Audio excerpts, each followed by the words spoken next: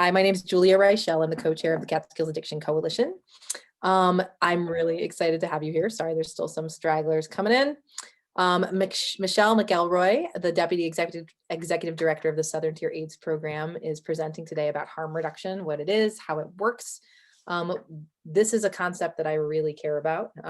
It guides all of the Catskill Addiction Coalition's work. It characterizes our approach to public health, and it is somewhat controversial. So it's really important to explain what it is. A couple of housekeeping items before you get started. I have posted a link to evaluations in the chat. You can get a certificate of attendance for any session. There's a link to that too.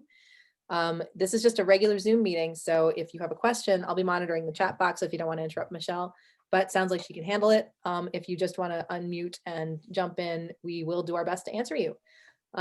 We do like to think of these sessions as interactive and engaging. This particularly, it's nice to really have give and take about harm reduction because there are misconceptions about it. I only learned what it was like a year and a half ago, and I definitely had some misconceptions about it. So I encourage engagement on this one. Let's see, I think, corollary to that, we foster a respectful environment. If you're not talking, please do keep yourself on mute. And also, we think accountability is really important, but we also want to make sure that we're supporting each other in our quest for the proper way to know things and the proper way to understand the world, right? So we're not afraid of being asked hard questions.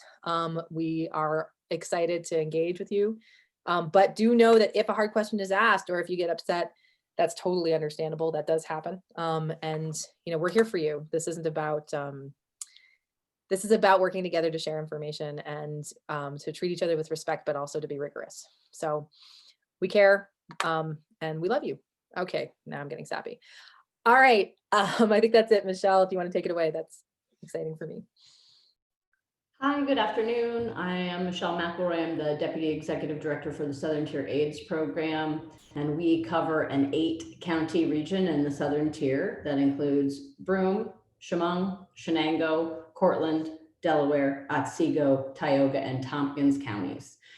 We operate a wide range of grant-funded and Medicaid reimbursable programs, but today we're really going to focus on talking about harm reduction, some of the harm reduction work that we do, some of the harm reduction work that we advocate for, and the evidence behind a harm reduction approach, particularly to substance use. If you want to interrupt at any time, please feel free to take yourself off mute or raise your hand. I'll also try and monitor the chat box, but please don't feel like you have to hold your questions. I would rather go ahead and address those as they come forward if it's possible. Any questions before we start? Okay.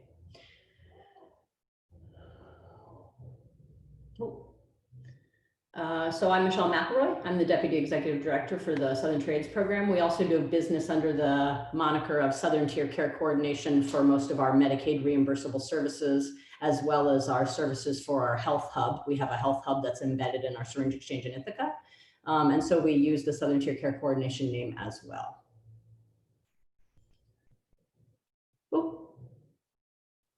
I'm going to start with just a quick review of the 4 pillars of municipal drug policy. If you're familiar with the municipal drug policy concept, it talks about the way that municipalities, which could be local governments, state governments, or national governments, truthfully, I suppose, approach drug policy and the mechanisms that they use in order to address problematic substance use within those settings.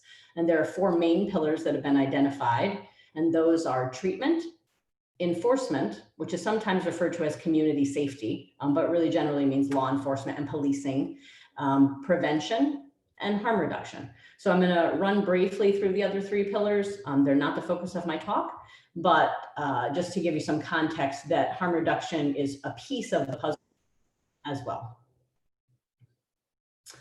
So enforcement. Enforcement is generally law enforcement. And the takeaway message is that law enforcement cannot be used to solve the drug problem. Law enforcement has been trying to solve the drug problem for several decades unsuccessfully. We've spent a lot of money in the war on drugs in order to try and prevent problematic substance use, cure people of drug dependence, and punish people, quite frankly, for using substances.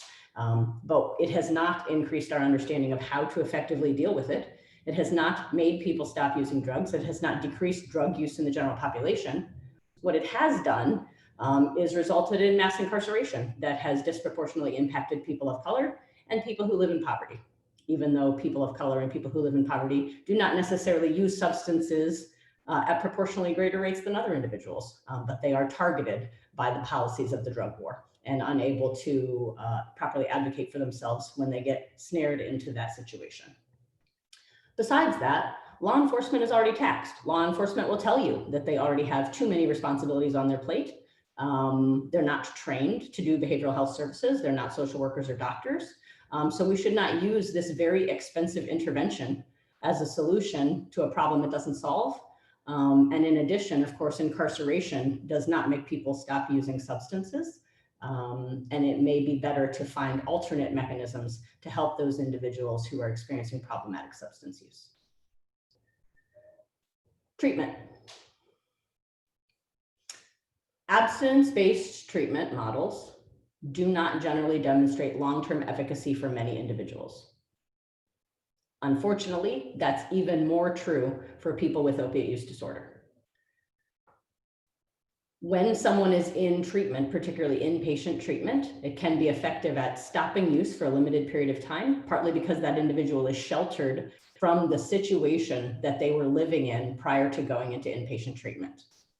However, many of those same individuals will return to problematic substance use upon discharge because they're experiencing exactly the same conditions upon return to the community. And those conditions are things like homelessness, oppression, stigma, victimization, and being a person of color and being sort of systematically stigmatized. So the reality is that while treatment may help people if they are inpatient, the fact that they are discharged into the same social determinant circumstance means that we've essentially set them up for failure once they're back in the community. Most abstinence-based treatment models are not evidence-based. Which brings me to the question of treatment as MAT, medication-assisted treatment. I'm also going to make a side note here that recently, OASIS, the New York State Office of Addiction Support Services, revised their treatment guidelines as the standard of care for substance use treatment in New York State. They have moved away from an abstinence-based treatment model and instead focused on implementing client-centered model of care with a harm reduction focus on the personal goals of the client. So if the person comes in and what they want to do is stop using stimulants, but they fully intend to continue smoking marijuana, that is a legitimate treatment goal within an OASIS program at this time.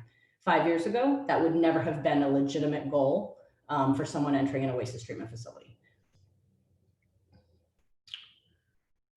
I'm hopeful that you can see this slide. This is one piece of the new OASIS regs that I actually pulled out because I think it's most significant. We can see it. It's a little fuzzy, but we can see it.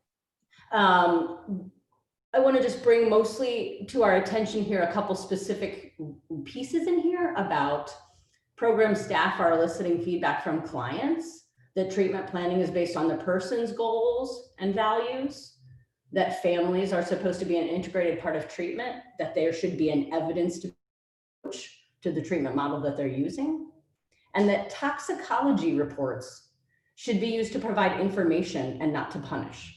And I mentioned that one in particular because historically, toxicology reports, also known as urine drug screens, were used to discharge people from treatment programs, not to support them in a conversation about what is not working, how can we better help you, why are you using this substance, even if though it's perhaps not your usual substance of choice. So instead, toxicology results should allow us to prompt a conversation with the client about what other supports they need, whether or not their medication is working properly, if there's a trigger that has just come back into their life that we're not aware of, so that we can do the best we can to help them achieve those goals that they've identified. Prevention. So prevention in theory is great, and prevention when started early can be effective. The inherent problem of prevention is that prevention doesn't work or reach everyone, doesn't work for or reach everyone. Prevention programs are dramatically underfunded, even in New York State. They often lack the necessity of evidence-based interventions. I made a note here that even prevention and education programs which are embedded within OASIS facilities are often given less importance and less funding than the treatment arms of their programming. So even within the treatment facility itself, the focus is really on treatment and not prevention. So the reality is that there's just not enough prevention out there, and that a lot of the messaging of prevention is more of the DARE style. All drugs are bad and will hurt you, which unfortunately leads to people discounting all the information provided, right? Lots of individuals, particularly adolescents, know adults or older adolescents who have used substances like alcohol, marijuana, or perhaps even other what would be considered harder drugs without having serious life consequences. Many of these people may even see their parents routinely use some of those substances. So when the messaging tells them that doing that is going to lead to irreparable harm, and that's not true, it can lead to an erroneous belief that the risks for those drugs are similar or equivalent to the risk for cocaine, heroin, and that smoking marijuana is not much different from injecting another substance, when it truly is. I'll also just make a side note that because, again, we focus on harm reduction, by the time individuals have come to our syringe exchange, prevention has already failed them. So it does not do us much good to live in the land of prevention. Most of the individuals who come through our syringe exchange have already been through treatment. More than 50% of them have already been through treatment repeatedly. So telling them that they just should not use or that some prevention messaging would be effective is just not the right audience. So harm reduction is where we're at, and that's sort of the place that we live. Harm reduction, as defined by the World Health Organization here on the slide, encompasses interventions, programs, and policies that seek to reduce the health, social, and economic harms of drug use to individuals, communities, and societies. Harm reduction neither excludes nor presumes a treatment goal of abstinence. This means that abstinence-based interventions can also fall within the hierarchy of harm reduction goals. Harm reduction doesn't say you can't be abstinent, it just doesn't require it. The primary goal of harm reduction in the context of substance use, particularly problematic substance use, if people have identified substance use as a problem for them, is the reduction of drug-related harm. Right? It is not the elimination of substance use, it is the reduction of risk. We want to avoid exacerbating the harm caused by the misuse of drugs or the misunderstanding of the effects of drugs, maximize options and focus on client-centered goals, prioritize achievable goals. Again, abstinence is not necessarily an achievable goal for an individual who's coming through our syringe exchange. If someone is injecting 10 times a day, going from that to abstinence is not a short stop for them. There's probably going to be several steps along the way that are going to move them along the path to feeling like they're managing their substance use and making progress in their life and stabilizing, and then perhaps coming to the place where they can be abstinent from the use of opiates. Harm reduction is neutral, really, regarding legalization or decriminalization. However, harm reduction does recognize the negative impacts that can be had because of those substances being illegal. Again, the question of mass incarceration and inequitable incarceration. Drug-related harm cannot be assumed because drugs meet important needs for people, and not everyone who uses substances, even illicit substances, is necessarily assuming harm from that activity. Again, drugs meet important needs for people, and not all drug use is necessarily harmful for those individuals.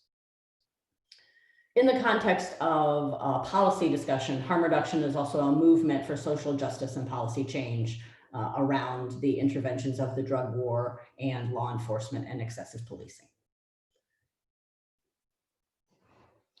Mostly harm reduction recognizes that risk is a continuum and that people will continue to engage in behaviors that have inherent risk. People are entitled to have accurate information so that they can do work to reduce their personal risk, and that as a collective, we can work to reduce the societal harm that's associated with particular behaviors, because it's not just about one individual contracting hepatitis C, It's about the risk to our communities and our society as a whole when we don't recognize the need for healthcare and support to the individuals across the spectrum. And I'm going to broaden sort of this harm reduction piece out to think about the fact that many chronic disease self-management skills applied to other chronic diseases like pain, anxiety, diabetes are also harm reduction interventions by their very nature. When we do diabetic education with individuals, we don't tell them that they will never eat processed sugar products again, right? We tell them that if they're going to have a donut, they should have one donut and not 3 donuts. And then they should probably check their sugar and maybe bolus if that's necessary. That's a harm reduction approach. We're not telling the person to be abstinent from sugar. We're telling them to manage their use and be safe and limit the harm that's going to happen to their body. And that is the medical approach to most chronic illnesses. And I would suggest that that should sort of be the medical approach to this chronic illness as well. So you can sort of pick your reason that you like. This is my slide for everyone. If you are the person who wants to save money, harm reduction works for you. If you're the person that wants to be nice and believes that we should treat people with dignity and respect because you're a service provider and that's why you do the work, good harm reduction works for that also. It's also just pragmatic. So as a person who was born in the Midwest, I have to say there is some appeal to the fact that it's evidence-based and it actually works. I like things that work, especially if they save money. But for me, the primary reason is the first one, because I really think that the best results that we're ever going to get happen when we treat people with dignity and respect, because we engage them in the process. We allow them to feel empowered. We allow them to take ownership, and then they're more likely to be successful. That's true in all fields of case management. That's true in all medical circumstances, right? People who are engaged in their medical care have better outcomes. But if we stigmatize people and shame them, then they are not engaged in the process with their provider, and they're not going to have good outcomes, or they're certainly not going to have as good outcomes as they possibly could. So let's run through some evidence. Any questions? I'll take a pause real quick. Okay, Julia? How often do you have to, like, what is the sort of explanation you use the most when you're trying to explain or sell harm reduction? Like, what sort of gets the most purchase? Let's see, it's all about the audience. That's what I said. Whichever person you are, this slide is for you. When I present to health systems, the thing that they really actually care about is that it saves money. They also often care about the fact that it's effective and evidence-based, because medicine can often get on board with evidence-based interventions, even if they don't like them. The dignity and respect piece, not so much for the hospital systems. Bedside manner is not the primary focus of med school, actually. Whoo boy, what a thing to say. I believe you. And so it's really good when we're sort of talking about if our morals align with a certain system here. It is good to see that it's also pragmatic and evidence-based. That does help. Thank you. Sure. And I will suggest that I think actually there are a lot of doctors who really go into the field because they want to treat people with dignity and respect, and they want to do good work. They have a systemic problem that they become part of a system that's not really designed to be responsive to the individual needs of people who are often perceived as challenging patients, even if perhaps they're really not. And I say that piece about the bedside manner because a doctor said that to me, not because that's my presumption. Dr. Waldman, who you also had present this week, I believe, once told me that there is no class in med school about how to be nice to people. That's not a thing that they teach you. No, they train them like auto mechanics. Yes, when I was in graduate school, I was training right alongside med students. They train them like auto mechanics. Yeah, so the hospital system is a system. It's not a human, right? There are humans in that system that care very much about patients. But within the system itself, that's not what it's designed. It's designed to produce the best possible health outcomes on a population health level, not on an individual level. And it's designed to meet metrics and outcomes that are dictated by the insurance company, essentially. Yeah. I don't see, I mean, I know autonomy, I think I mentioned this during the harm reduction session yesterday. The idea of autonomy, the idea of the people you're treating having the ability to decide their own fates. I know that's not a value that necessarily a system even cares about. But is that something that that ever gets purchased, like when you are talking about harm reduction? It often sort of gains purchase in the same audience, I think, that wants people to be treated with dignity and respect. I'm wondering if it would appeal, I know I said this yesterday too, to the more libertarian, self-reliant strain in our communities, right? Like, oh, okay, the system is recognizing that I am ultimately the one in charge of my own body, that I have responsibility to take care of it. I get to choose to do things to it. They might be good or bad, but it's mine, that kind of thing. I would suggest that I think your read, like as a general read, often libertarians are in favor of decriminalization, right? That the truth is that, like you're saying, I can do whatever I want with my body and that's my decision. But on the opposite side of that, libertarians are rarely in favor of government-funded healthcare or support programs. So Right. They're not so likely to be on board with syringe exchange being paid for by the Department of Health. Interesting. Okay, cool. Thanks. Anybody else have questions? I just find this stuff endlessly fascinating, but I don't want to dominate. But please jump in if you're curious. Well, even they're not in favor of it, even though we can prove that it saves money hand over fist. 3 different ways. And that's also a reference to your earlier question about, which approach, messaging wise resonates and where. And I can tell you that we do a lot of, I do a lot of discussion with legislators around taxpayers, fund Medicaid. And let me show you how expensive it is to not fund these programs.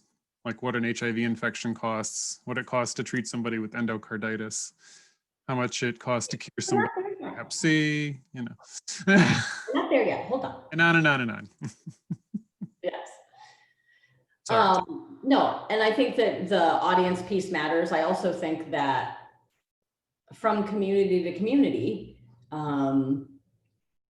individual impact matters a lot, right? So the truth is that in a small community, and I'll use the example of Norwich, in a small community in upstate New York in Shenango County, which has 7,000 people, you can get a syringe exchange because the community wants it, because the community thinks it's important. You know where it can't get a syringe exchange right now? Cortland, even though it's bigger and has more need, because the community has too much resistance to having a syringe exchange fixed site. The reason that we have a fixed site in Norwich right now is because Norwich wanted a fixed site and they advocated and they supported our expansion efforts. And we've been trying for several years to offer syringe exchange services in Cortland to little avail. So it depends a lot just on the individual sort of community as well and the stakeholders therein. So I'm going to chat a little bit about sort of the piece about treating people with dignity and respect and stigma. This is an ad campaign in the UK from an organization that's called Release. And they literally took out these bus ads that say things like, nice people take drugs.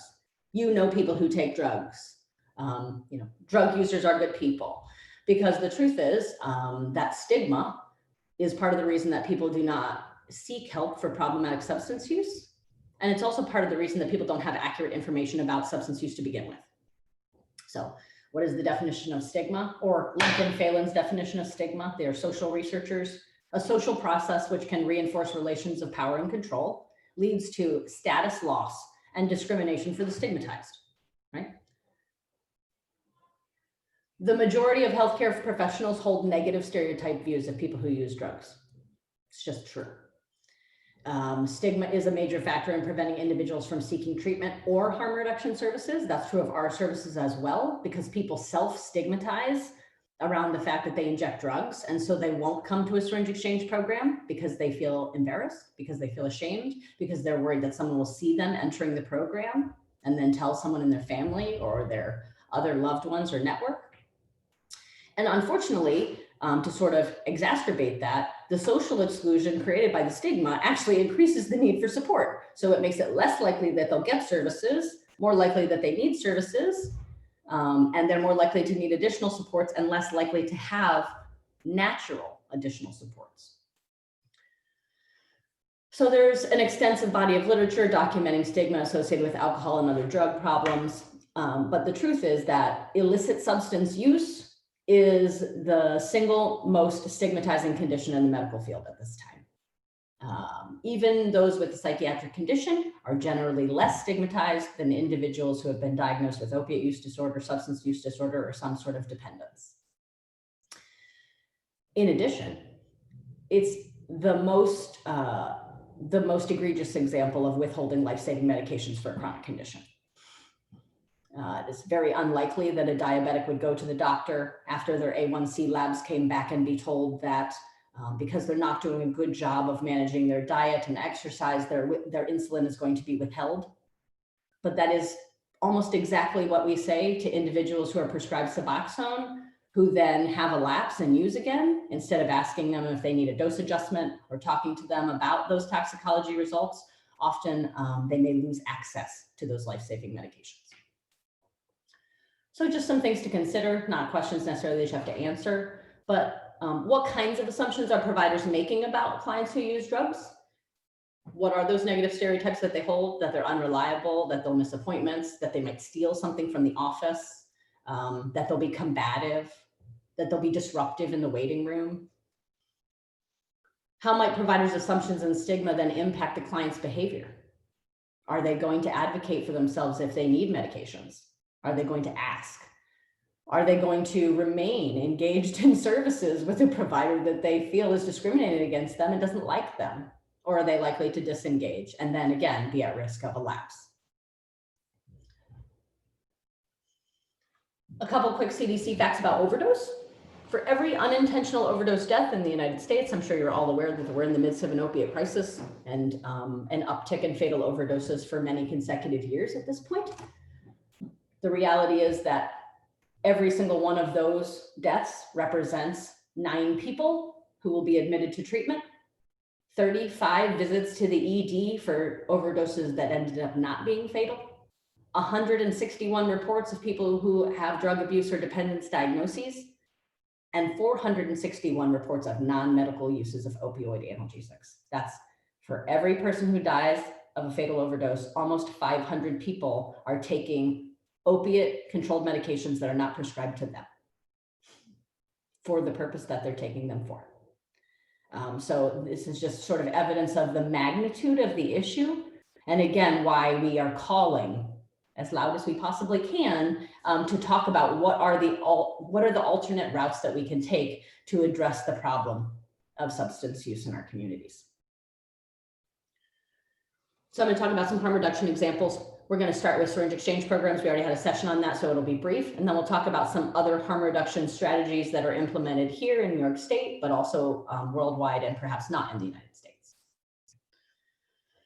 So I'm not going to read this whole slide to you, but this is just a little history of syringe exchange programs in New York State. They originally started as a response to the HIV epidemic because in the early 90s, the percentage of new HIV infections in New York State from shared injection equipment was over 50%. Over 50% of new HIV infections were from shared injection equipment. Because of the expansion of syringe exchange services across New York State over the last couple decades, that percentage is now less than 3%. Less than 3% of new HIV infections are from shared injection equipment. Syringe exchange programs are the single most evidence-based biomedical intervention effective to prevent HIV ever demonstrated. We should probably say that louder, more often, because they work exceptionally well. They're just controversial and they're not legal in all 50 states. New York State has about 30 fixed site syringe exchange programs and a variety of mobile units, peers, et cetera, scattered across the state as well. All of those programs are waivered by the New York State Department of Health and regulated and overseen. The CDC estimates that it costs between $4,000 and $12,000 to prevent an HIV infection versus about $400,000 to $650,000 in treatment costs for a lifetime. Likewise, to treat one case of chronic hepatitis C is estimated to cost about $75,000. We operate 3 fixed sites in our 8-county region, a mobile van unit, and a peer program across 8 counties on less than $1 million annually. That pays for staff, medical equipment, including the medical equipment necessary for the health hub that's embedded in the syringe exchange in Ithaca.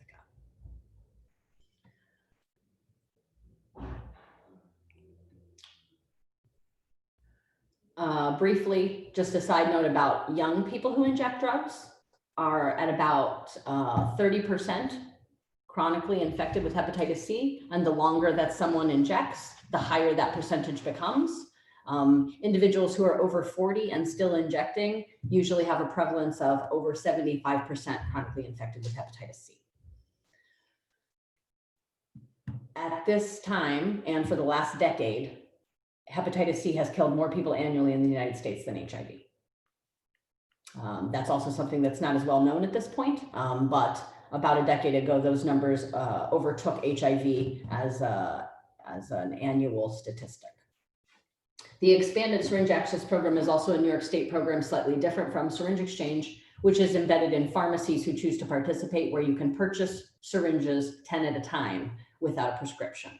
It is illegal in New York State to possess hypodermic syringes without a prescription unless you obtain them from a syringe exchange or an STAP.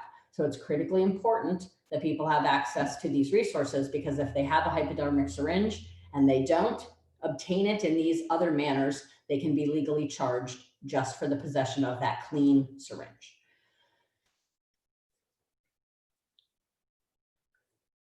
Some quick facts about the efficacy of Seps.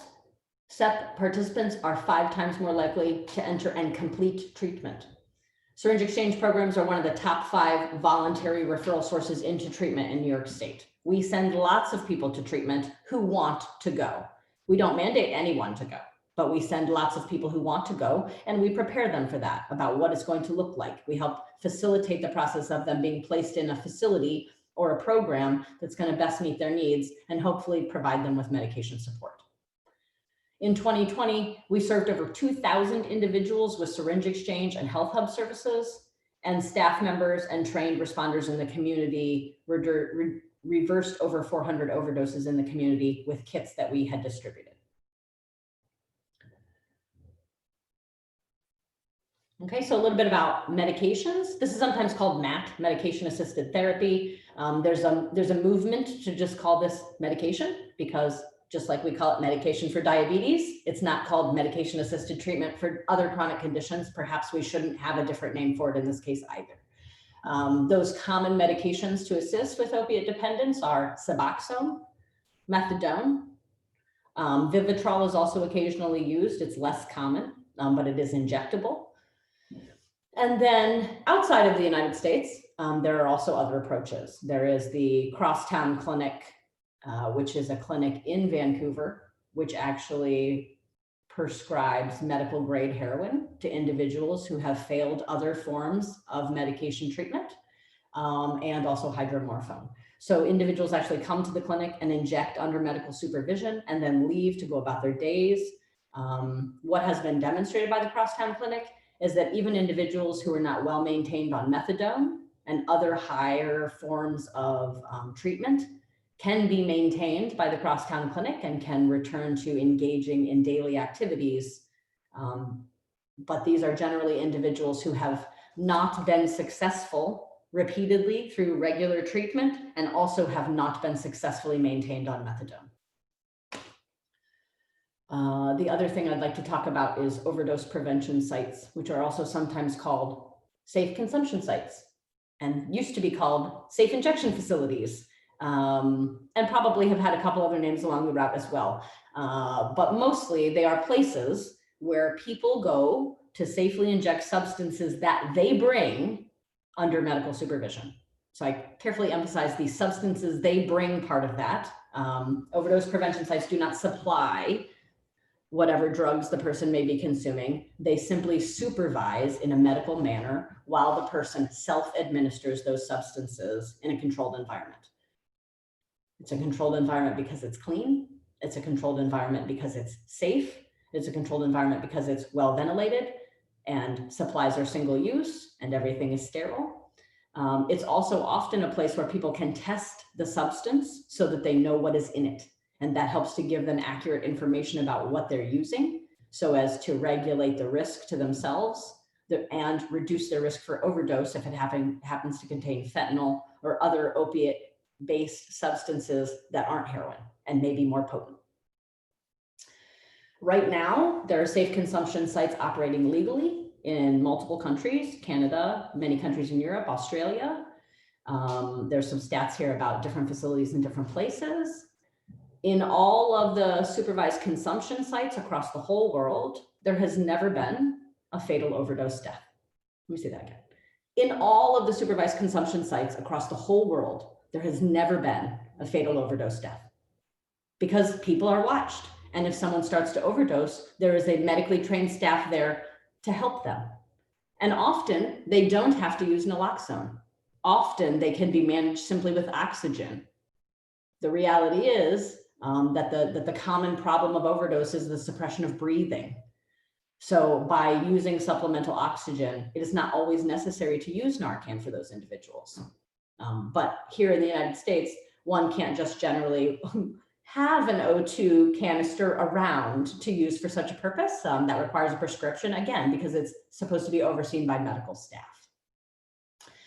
I also made a note here about a study from the New England Journal of Medicine that came out last year, which has documented the efforts of a supervised consumption site that's operating underground in the United States since 2014, so for more than 6 years, where over 10,000 doses have been injected in that time, again, without a single fatal overdose, again, operating illegally with volunteers and peers in order to maintain the safety of the community. There's a link to many of these articles in the last slides. There's a whole bunch of extra reading, some of it lighter, some of it heavier for those of you who want your New England Journal of Medicine versus those of you who want your New York Times / Scientific American articles. The note here at the bottom also shows basically just that there is a drop in other difficulties for the community when you support the need for supervised consumption. There's less petty criminality. There's less general nuisance and public disorder. There are fewer emergency calls by a large number. And in general, there's also a reduction in behaviors that lead to the transmission of HIV and hepatitis. This is just a quick map of the different locations in Europe. I think this is from 2018, yes, where supervised consumption sites are located. So you can see, mostly I throw this up so as to be cognizant that you cannot necessarily say one facility is going to meet the need. You can see up in the top right, it says number of facilities, and the size of the circle sort of indicates that. Because if you have a large metro and you have only one facility, it's not necessarily enough capacity. So they have strategically located them throughout the communities, the larger communities, so that they can be accessed by different neighborhoods, much like New York State has done with syringe exchange programs. Okay, and just a couple additional examples of harm reduction in action that are done, you know, to greater and lesser degrees in different communities across the United States or in other countries. A 24-hour crisis center, and this is not a place where someone has to be sober to go. This is a place where someone can be intoxicated. This is a place where the police can take someone rather than taking them to jail overnight. It's also a place where people can go voluntarily because they feel like they need to go to a safe place. It offers the same-day induction of opiate management medications. There will be supervised detox. You'll be able to be linked to case management, maybe get low-cost or free vaccinations for hepatitis, access to safe injection supplies, Narcan training, all of the basic needs, so that when someone walks in, no matter where they are in their continuum of use, they can leave with something useful to them, because when they leave with something useful, they come back, right? So if what I need today is clean supplies and a Narcan kit and you give it to me, then when I want supervised detox, I come back. Or if when I want medication and I'm ready to try that and I know you do that and I trust you, then I come back. So the whole piece about rapport building by offering someone a one-stop shop where they can receive lots of services that are going to be imparted to them in a dignified manner. Housing first models to address homelessness. So we do this to greater and lesser degrees in the United States, but the basic theory is that it's important for people to be housed before we expect them to be abstinent, because it's hard to be abstinent when you're homeless. Because if you're living on the street and you're worried about what you're going to eat or how to be safe, you're more likely to use even if you don't want to. You're also more likely to use because you're more likely to be in environments with other individuals who are using. You may be dependent upon other individuals for housing. You may be dependent upon other individuals for safety. So the reality is that allowing people to access housing without requiring sobriety puts them on the path to better management and stability. It also involves a client-centered approach to intake and needs so that we don't house someone in a location that's a triggering location for them, an unsafe location for them, an untenable location because it's not accessible to the bus and then they can never get to the clinic to dose. All of the barriers, right, that people encounter when they live in poverty, when they live with fewer access to resources, when they live in rural communities like ours. I'm sure that we all know this, but this is my slide about how social determinants of health really matter, again, in our communities.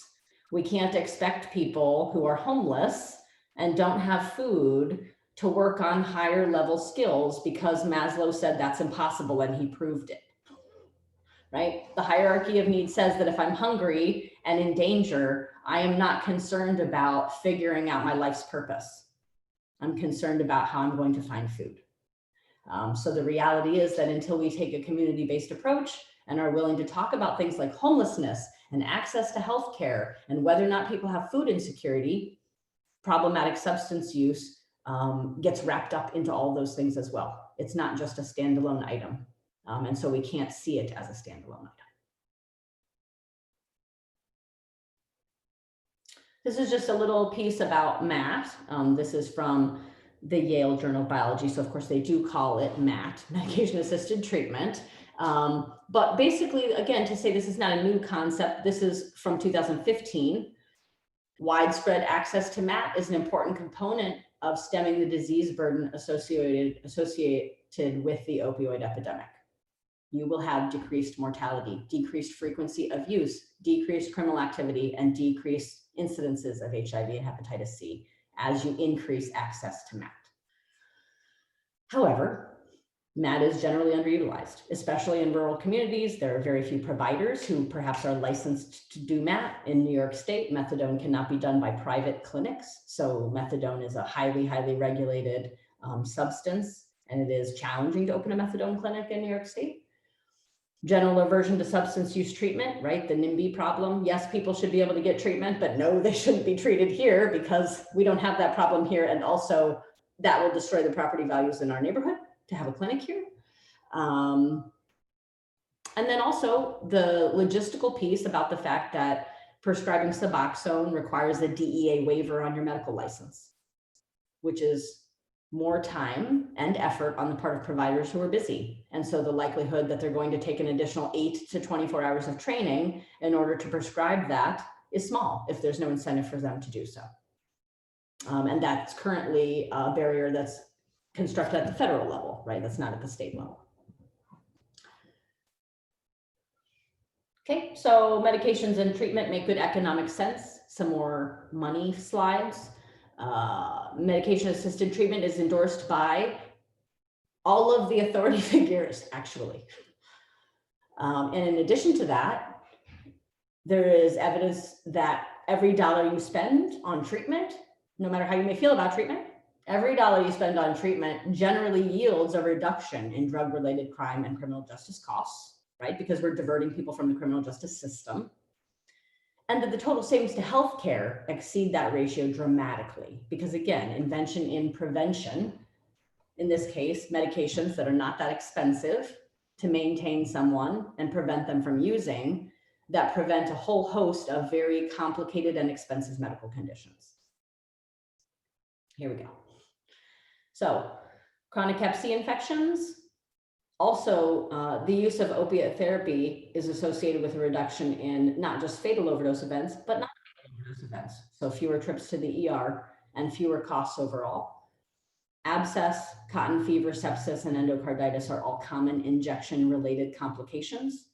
A single case of endocarditis usually costs at least $50,000 to $75,000 to treat.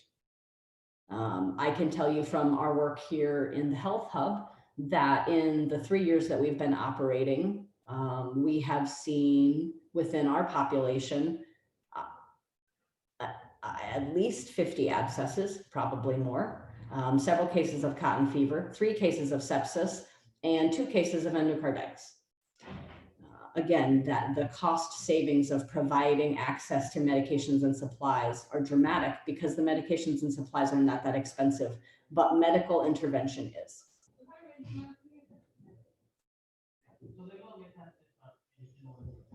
Okay, and if you have questions, more questions, would like to send referrals, here's some contact information. These are the 2 offices that I primarily work out of, my email.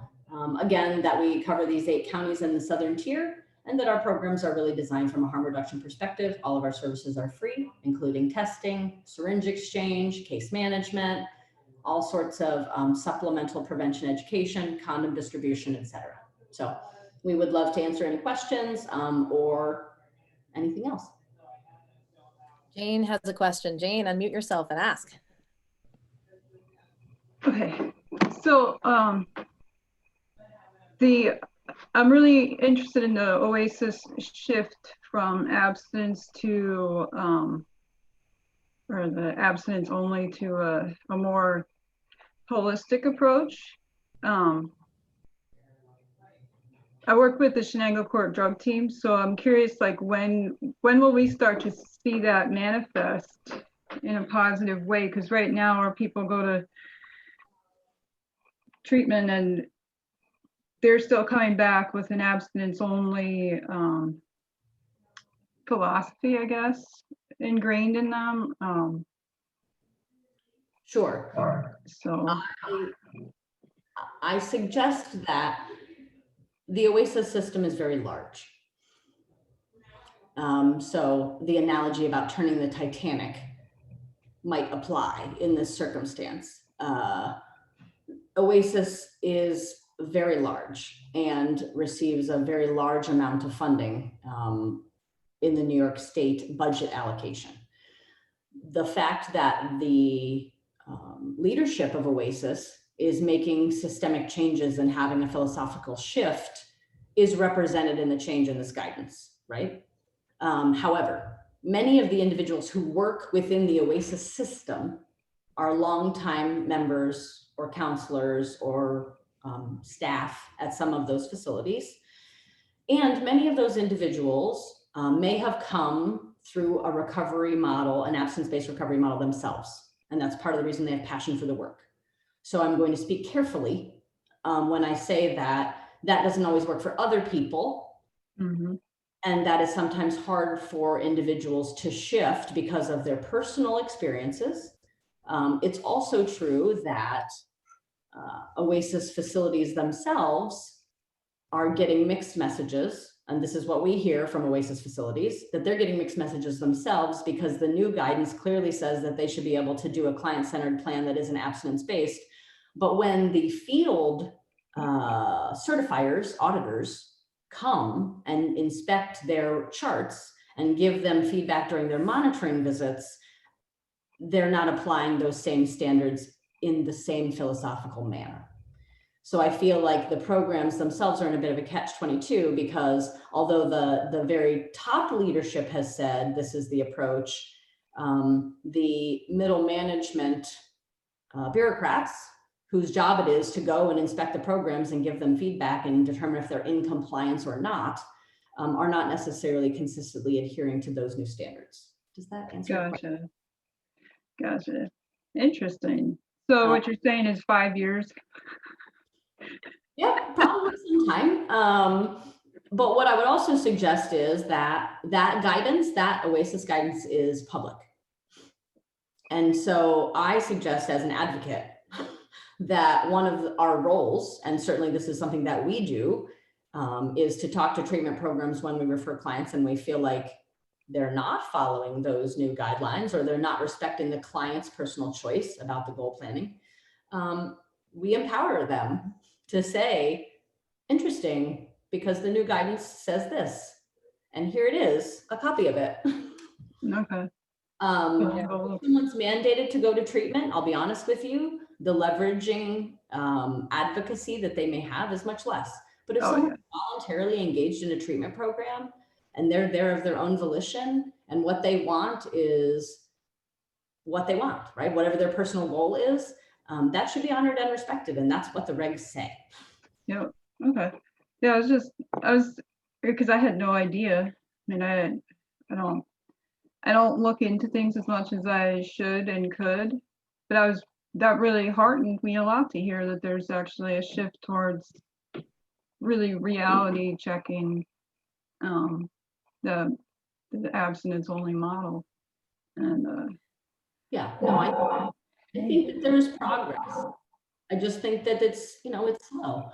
yeah, well, and I'm shocked to hear that there are mixed messages going out. That's just like, can't believe it. Really? From the state. There are mixed messages going out. As somebody who's new to this field, I also am shocked. I find it shocking, right? It's a culture change takes time, and people get dug in when they feel like they're being, like their work of many years is being criticized for not helping people, right? Like that's a hard one to be open to and like not defensive. I mean, whew. So we got to have some strategies, right, for changing culture with kindness. And that's why I was asking before, like, what works? And of course, the messaging changes depending on who you're talking to and when. And I again suggest, much like in a hospital system, that within the OASIS system, there are lots of individual humans working in that system who want to help people. They are doing that work because they love it, because they believe in it, because it's personally important to them. Someone else helped change their life. But they're inside of a system that's a system, just like a great doctor is inside of a hospital system when they work in a hospital. And so there's limited capacity for them to act outside of, whatever the box is. I think there's an argument to be made too with folks that I often make when I talk to providers about this is actually giving them more choices too. It's actually taking the restraints off of them and allowing them to, to have more choices about how to treat people. It also actually, in the big picture of bureaucratic metrics, allows them to document more successful discharges. True. Because they can successfully discharge someone who's achieved a goal plan that's not abstinence-based successfully. Yeah. I will say that even in our little rural community, Jane, when I show up at the ER with my box full of Narcan and like my harm reduction approach, the ER folks are delighted to see me. They're like, oh, somebody who has an approach here that might actually help this patient who's writhing on the gurney with acute withdrawal, and who's, like, we need to successfully treat this person, right? So I love the giving providers more choices. That's a great approach that hadn't occurred to me.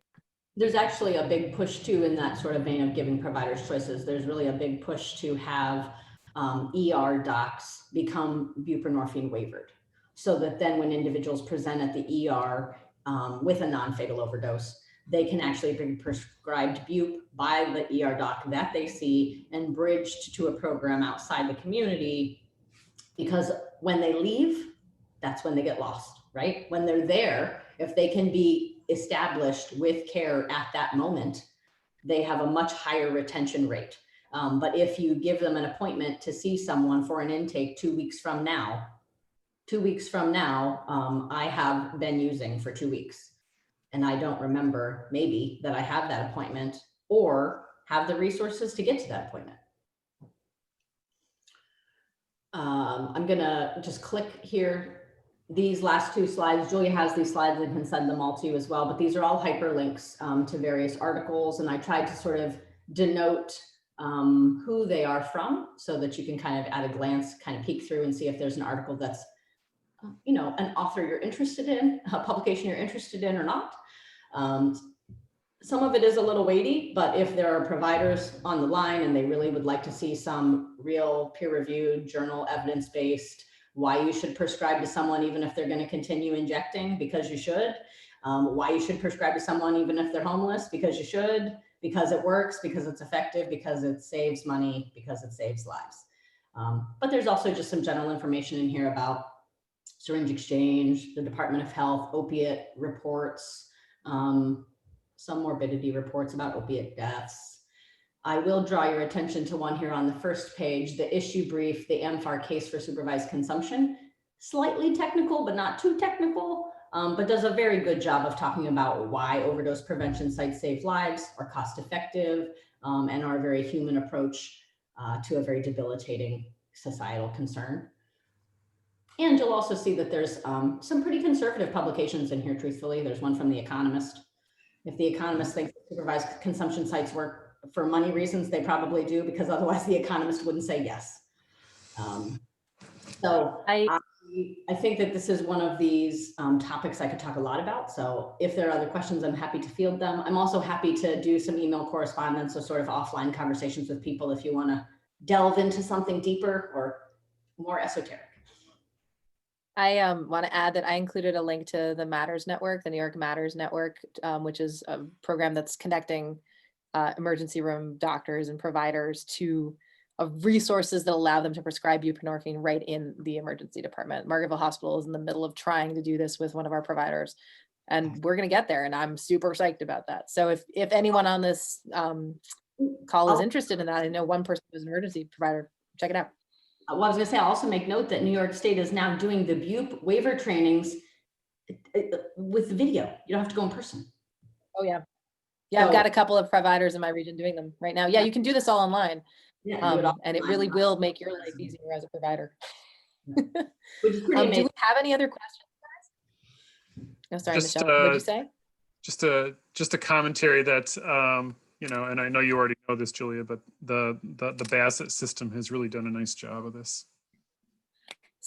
Speaking of, we have a session with the Bassett system psychologist, James Anderson, tomorrow. He's part of the REACH consortium, which the Catskills Addiction Coalition and STAP are part of, about supporting providers. It's called Project Echo, which is the short name for just a basically support group for providers of buprenorphine.